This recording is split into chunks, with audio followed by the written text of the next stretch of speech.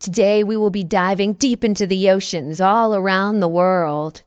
A creepy fun fact is that 95% of our oceans are unexplored, so anything could be lurking under the depths. So, let's dive into these 10 allegedly true horror stories from the sea. I'm in the United States Coast Guard, and used to be stationed in Oregon, where I'm actually from. Being on the Pacific, there's trials and tribulations that your average human being would break down at the thought of.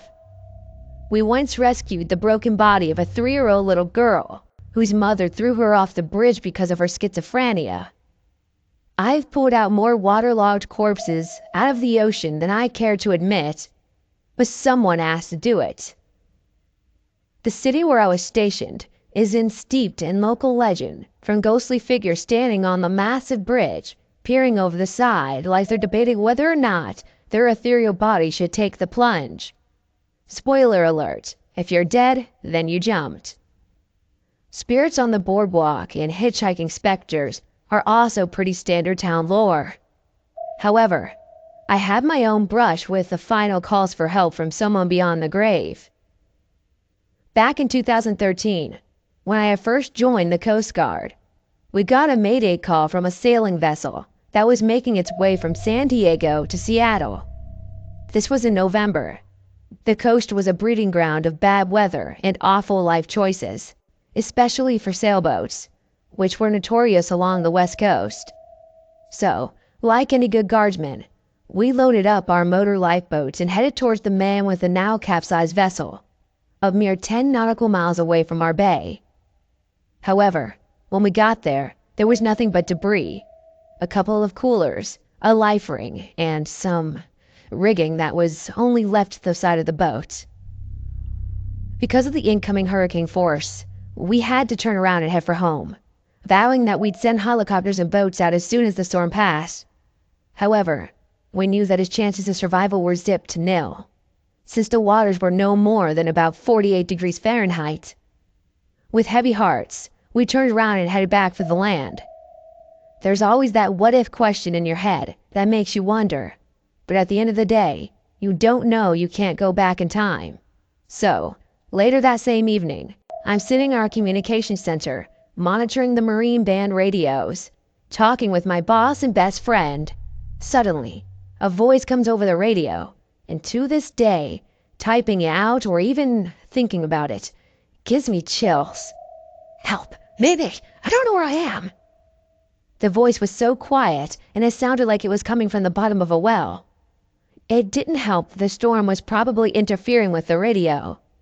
I picked back up, asking the vessel what its position and nature of distress was. There was never any response. My boss came into the room and replayed the message. Now, on our electronic chart, we can pull up the caller's position, and that's what he did.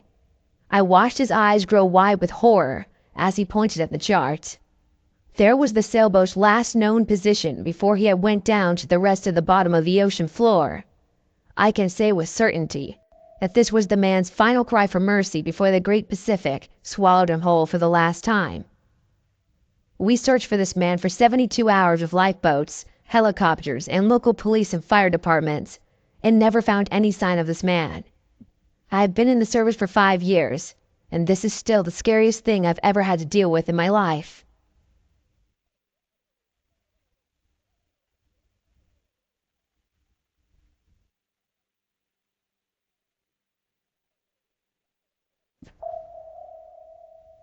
I've been sailing all my life.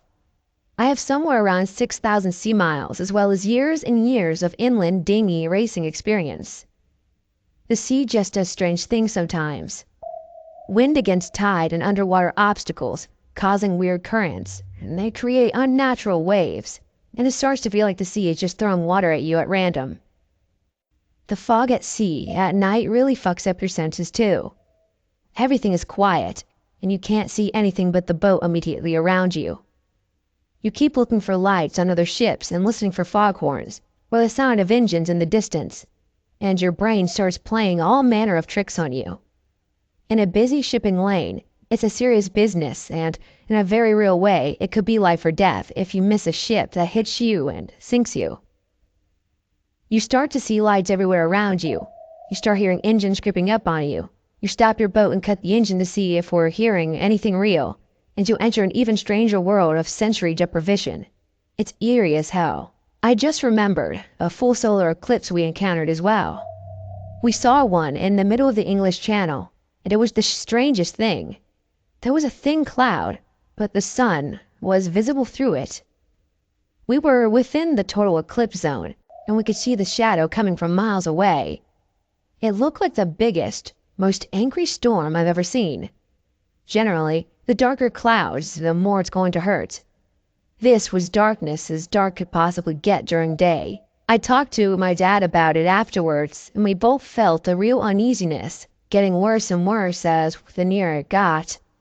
Our bodies and subconscious were readying us for dealing with whatever really shitty, dangerous situation this was going to be. It was just like how people sometimes describe sending a ghost. A cold, chill, and a feeling really on edge. It really was like a ghost storm. A lot of sailing becomes instinctual after a while, and you get a feeling about what's coming from watching the clouds and waves off the horizon.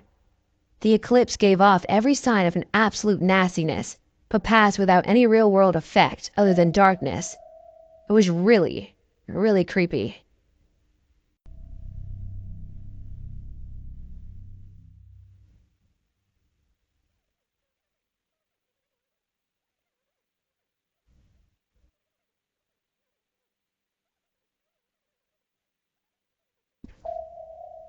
I was on a deployment on an LHA, standing port after watching the late night.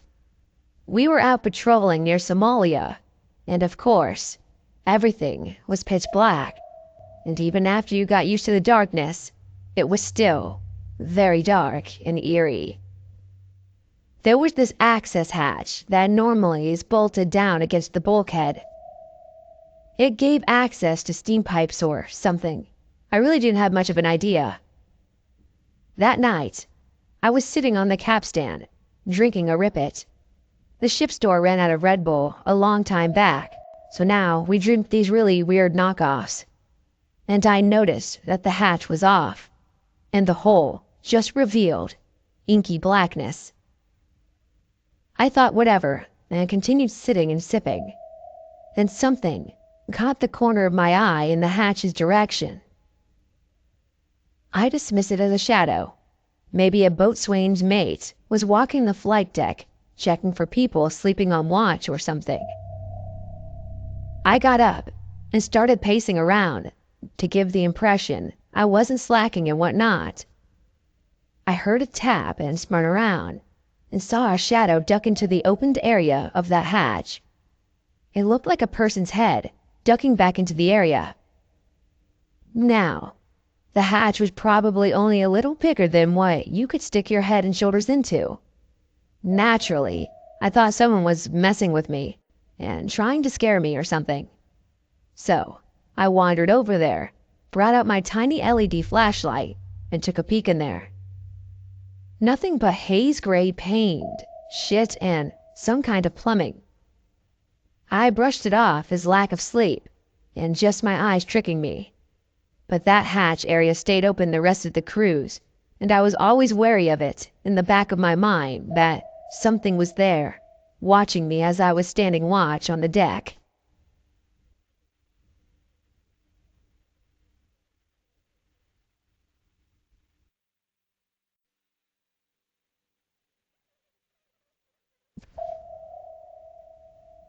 I worked for a nonprofit that relied on big donations from very wealthy donors. This meant cultivating relationships with some very, very wealthy people. One of the donors I was tasked with shepherding, let's call him D, invited me out for a weekend, yachting off of or around near Catalina. I was excited. My partner gets seasick, so we never did boat trips, even though we lived near the coast. Our first night out was beautiful, and we're all lounging on the deck of this gorgeous yacht, talking about eerie ocean stuff. D mentions that he has this thin, inflatable rollout panel that he tethers to the boat and lets float out in the water with about 100 inches or so of rope that people can use to sort of swim and as a platform. We get the idea that we should unfurl this thing and get into the darkness and experience the freakiness of it at night. I was equal parts frightened and curious, as was everyone else. So, a group of 4 of us did it while 2 people stayed in the boat. We get the thing out, slide it into the water, and check the rope, and push off. It's pretty instantly terrifying, and you can see the dim lights on the boat. But after about 40 feet, it seems really, really far away. But it was undeniably awesome. We were chatting quietly to ourselves, but mostly we were being quiet and just talking in the weird mix of fear and awe of being so close in the water in the middle of the night. We get to the point where the tether gets taut, and you can immediately feel the current tugging us away from the big boat, which again, freaky, but we're confidently tied to the big boat. It's hard to see much of anything, other than a few lights of Catalina. We're on the ocean side, not the bay side, even though we're not far from shore. I lie back flat on a platform, and everyone else does the same. The water wasn't rough, but it was moving, so you get rocked in random directions, splashes of water that lip over the edge, and everyone got wet. It was nice. When all of a sudden, the feeling of waves, kind of random and choppy, transitions to a very smooth swell, which makes us all gasp. We're rising, quickly, but smoothly. Everyone jolts upright. There's virtually no light from the moon, but it's enough for us to notice this gigantic fucking thing just under the surface from the water from us. As soon as we notice it's already passing, and it's such that it's fucking massive, we realize it's a massive whale moving right below us, maybe a foot or 2 down, and we're feeling the water displacement from it. No one makes a freaking peep. I immediately grab the tether and start pulling us in, and others start to help.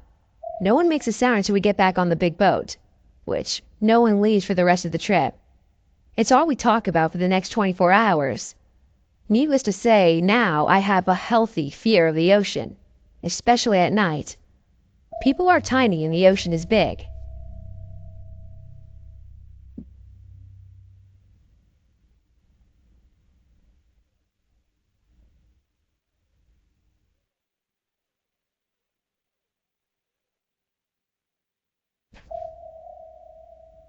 In June of 1947, multiple ships traversing the trade routes in Malacca, which is located between Sumatra and Malaysia, claimed to have picked up a series of SOS distress signals.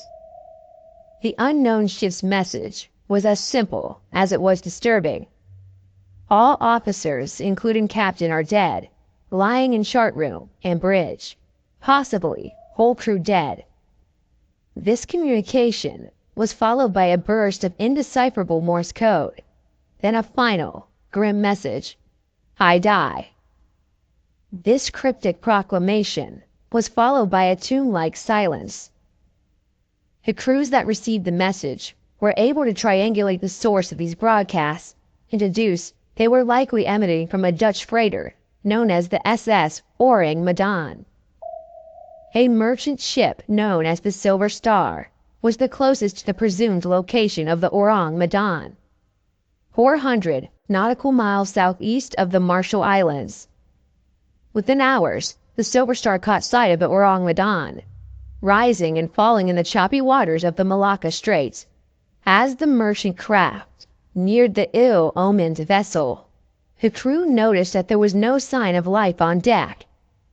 The men on the Silver Star began to call out in motion to the Orang Medan. There was no response.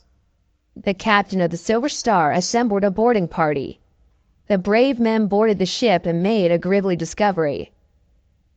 The deck of the vessel were littered with corpses of a Dutch crew, their eyes wide, their arms grasping at unseen assailants, their faces twisted into revolting visages of agony and horror. Even the ship's dog was dead, its once intimidating snarl frozen into a ghastly grimace. The boarding party found the captain's remains on the bridge, while his officers' cadavers were strewn about the wheelhouse and chart room. The communications officer was still at his post, as dead as the rest, his fingertips resting on the telegraph. All of the corpses, according to reports, bore the same terrified, wide-eyed expression as the crews on deck. The temperature outside was 110 Fahrenheit, but the search party reported feeling a cold chill in the air. The captain of the Silver Star decided that they would tether themselves to the Orang Medan and tow it back to port. But as soon as the crew attached the tow line, the Dutch ship noticed ominous billows of smoke pouring up from the number 4 hold. The boarding party scarcely had a chance to cut the tow line and made it back to the Silver Star before the Orang Medan exploded with such tremendous force that it lifted itself out of the water and swiftly sank. The crew watched the Dutch vessel disappear beneath the briny depths. So what exactly happened? Theories have ranged from pirates to the paranormal. The most widely believed claim is that the seawater could have entered the ship's hold, reacting to the perilous cargo to release poisonous gases, which then caused the crew to suffocate. At this point, the onrushing saltwater might have reacted to the nitroglycerin, creating an explosive effect that was said to cause the ship's ultimate demise. The fact that there are no registration records for the Orang Medan remains a troublesome detail. There have been many claims that records have been eradicated by a savvy group of governmental conspirators due to the nature of the ship's mission. Nobody knows what happened to the SS Orang Medan, except for the crew who now rest at the bottom of the ocean.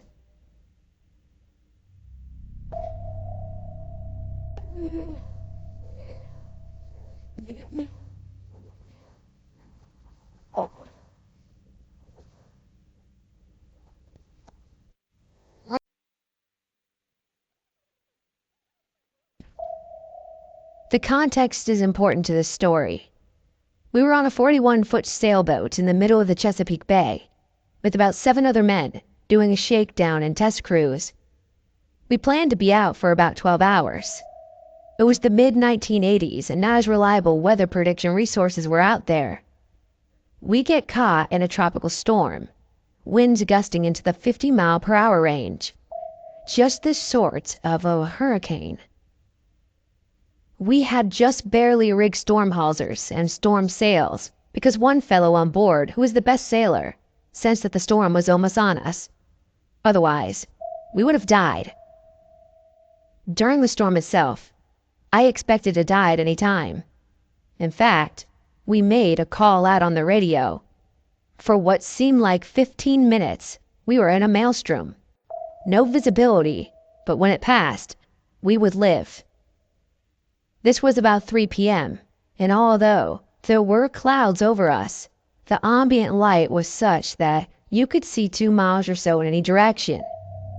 If you are familiar with the sea, you know that such storms, particularly in the shallower depths near land masses, dredge a lot of things off the sea floor.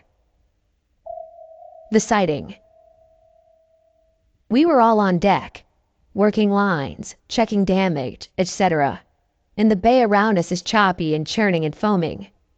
Old-timey sailors often use the saying, "The sea is confused." I look about 15 feet off the starboard side, and something swims to the surface, breaks the surface, looks at us, then submerges again. It was like a thin man with a humanoid shape. Arms articulated like a man, a human head, but his skin was covered in scales like a snake. It looked at us, blinked its weird, heavy-lidded eyes, then dove back under. So, maybe you need to know a few things about me at the moment. I don't do drugs, I don't drink alcohol, and I have no injuries. I was elated because I was glad to be alive, but my senses in that situation were sharpened, not dulled. I had, at the time, about 6 years' experience on ships and fishing boats, and had seen squid, octopi, flying fish, sharks, skates, etc., all around the world. I was not the type of guy to see a patch of seaweed and call it a sea monster. I made a hesitant decision that I was not going to say anything. What could I say? I just saw a strange creature, take my word for it.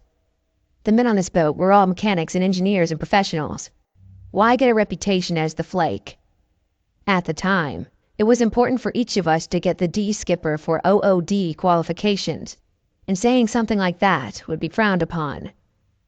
And as I stood there, in my life vest soaking wet, hooked on to the steel life frame, glad to be alive, one of the other sailors, an USN captain, with over 30 years of experience in the surface navy, piped up and said, "I just saw a brown thing pop up on the surface. It looked like a lizard man with a scaly face. It blinked at us with these big eyes and then went back under." "Yeah, I saw it too," I said. No one else said that they'd seen it. Then we sailed back to the pier later that day, and we didn't speak of it again.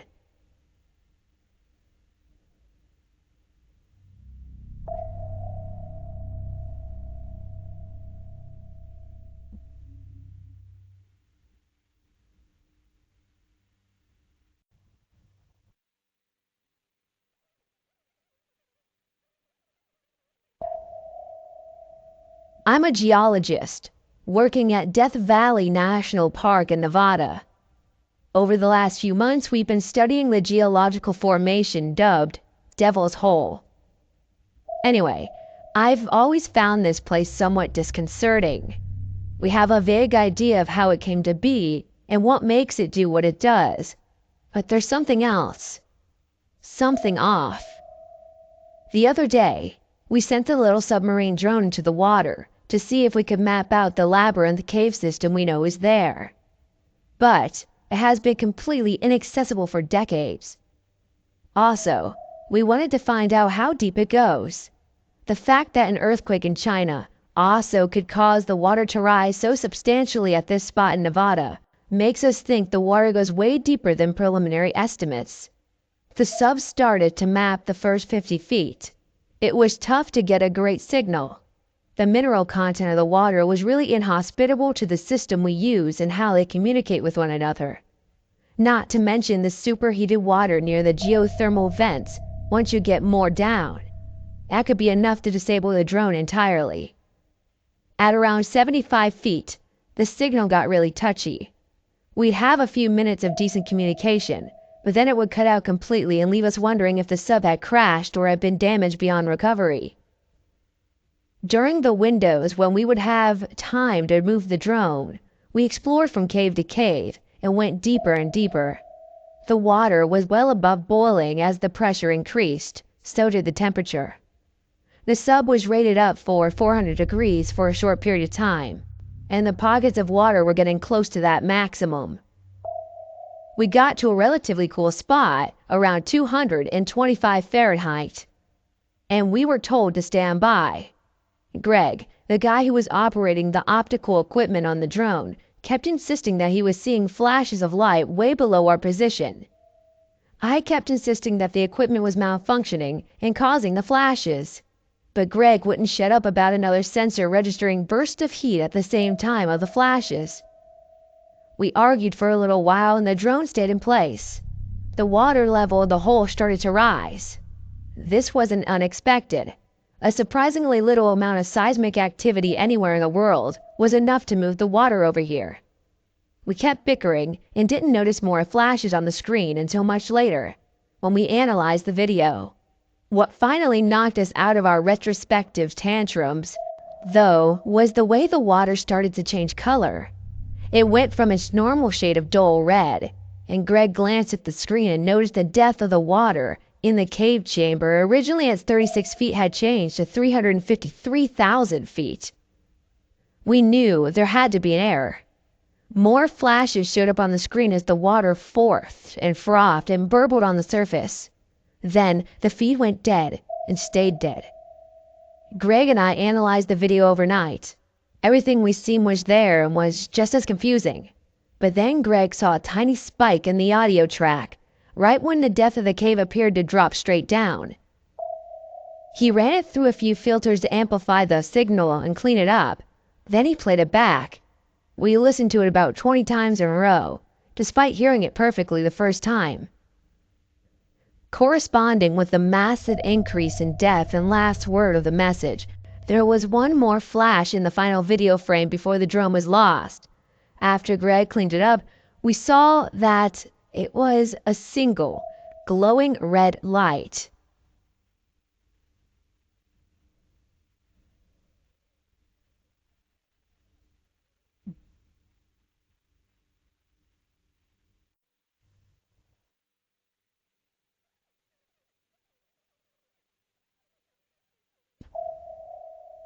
When I was 18, so in about 2006, my friend and I decided to take a cruise to celebrate becoming adults. The type of cruise we chose to take had a lot of alcohol, food, and a lot of cute guys.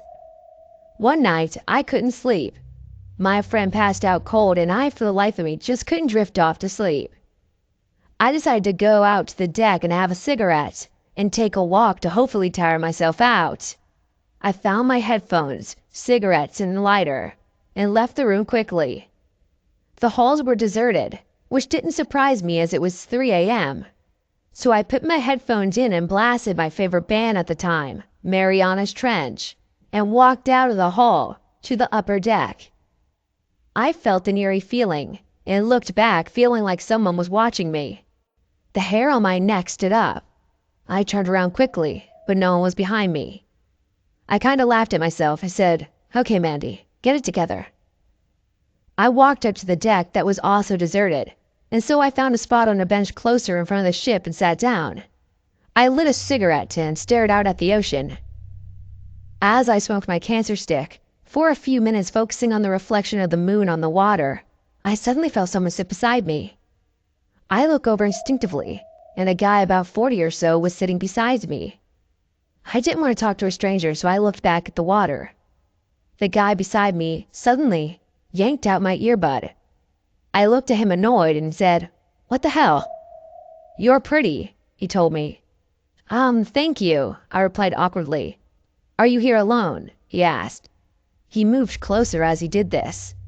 "No," I told him, feeling anxious. "With your boyfriend?" he asked. I looked at him and my gut told me to lie, and I said, "Yeah, he's sleeping." He gave me a creepy side grin. "Pretty girl like you. If you were my girlfriend, I'd be making these waves rock," he joked with a laugh. I looked at him horrified. "My name's Mohammed," he told me, inching closer again. I didn't respond. Instead, I put my earbuds back in, hoping that he would get the hint. Then I continued to smoke my cigarette. A few seconds later, he yanked out my earbud again, and his both scared and pissed me off. A few seconds later, he yanked my earbud out again, and this both scared and pissed me off. I stood up quickly. "Do you like wine?" he asked. "I have wine in my room. You should join me for a glass." At this point, I was freaked out completely. "No, I don't drink wine and I don't know you. Please leave me alone," I told him sternly. "So angry," he said with a chuckle. "He needs someone to clear that up for you." I started to walk away and head back to my room, and I got about 3 steps away when he grabbed my left wrist and stopped me.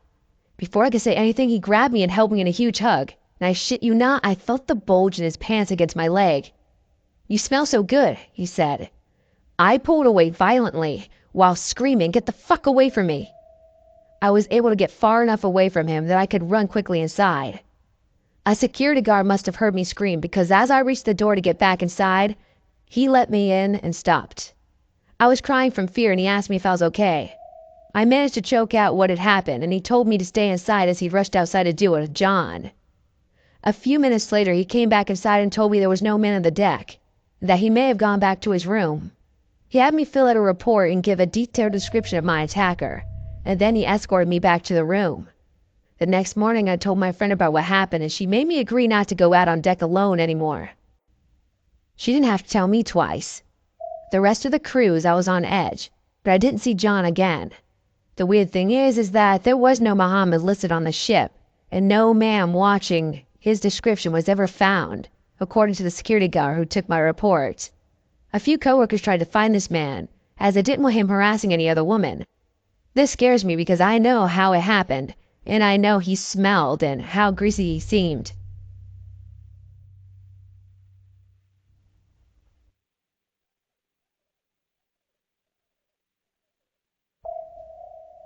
So when I was 14, I went on a cruise with my family. I'm a fairly attractive girl, the type who went through puberty early, so at this point I had pretty big breasts. The wing that my mom and I stayed in had some housekeeper for the whole time. I guess he was assigned to that wing or something. So when I'd see him, he was super friendly, but just had this kind of off feeling about him. One day, I went down to our room by myself to change and just maybe relax a little. I saw him in the hallway. Nobody else was there at the time, and I waved and said hi, as did he. We started chatting a bit as I walked to my room, and it all seemed just polite and normal until he started chatting and commenting about my clothing and how it made me look. He then asked if someone was waiting for me back on the main deck, and me being a stupid 14-year-old said no. Nobody was waiting for me. Obviously, as soon as that came out of my mouth, I was like, oh my God, why did I say that? Like I mentioned earlier, my breasts are pretty noticeable at this point. So when I said I didn't have anyone waiting for me, his eyes went straight to my chest, very blatantly. Then looked back up at me. At this point, I was really freaking out, and said, hey, I want to show you something. He then proceeded to grab my hand and start pulling me towards down the hall. I quickly blurted out that I actually thought that my dad was waiting for me upstairs. I yanked my hand away and flat out sprinted to the other direction. I didn't tell my parents until years later because it just shook me up, but luckily, I didn't see the man for the rest of the cruise.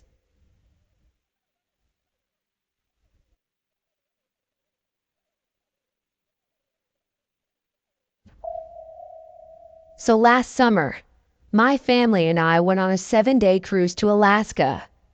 It was really fun. I met some cool people and some not so cool people. To make things clear, I am an 18-year-old female, and I was 17 at the time. A couple days into the trip, my younger sister and I decided to walk around the ship, get familiar with it, and just hang out. We came across a long room with dividers, set up making small cubicles, with pictures hung up inside them. They were family photos taken the day before, and we decided to look for ours. We found them and were talking about them when an Indian man in his late 40s walks up to us saying how beautifully we look in the pictures. We were polite and flattered and said thank you and expected him to walk away. He didn't. He continued to compliment us, and we just said thanks. He finally left and we thought nothing of it really. But then he came back with pictures of him and his wife. He began to show us the pictures, commenting on how great they looked together and asking us, don't we look good? And we agreed, but we were starting to get annoyed. He then asked, is this your first cruise? We replied yes, and he quickly asked, what deck are you staying on? We stupidly minus he said we were on deck 15. Then we quickly added, but we don't really know because we are still getting used to the ship. It's all very confusing, you know? Adding a bit of a mild laugh and forcing a smile. What really annoyed me was the way he was looking at us.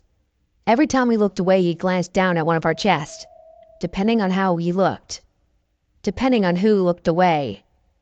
I did not like the way he looked at my sister, since she was only 13 at the time. He then asked, what is your stateroom number? That's when I lost it and said, we have to go. I grabbed my sister's hand and walked away quickly, but he started to follow. I got very scared but gave up and he stopped following us. We ran out there so fast and found our parents and told them everything. We saw him a few other times, but he never engaged. We still avoided him a lot, though. It was freaking creepy. Basically, we could have been raped that day or worse.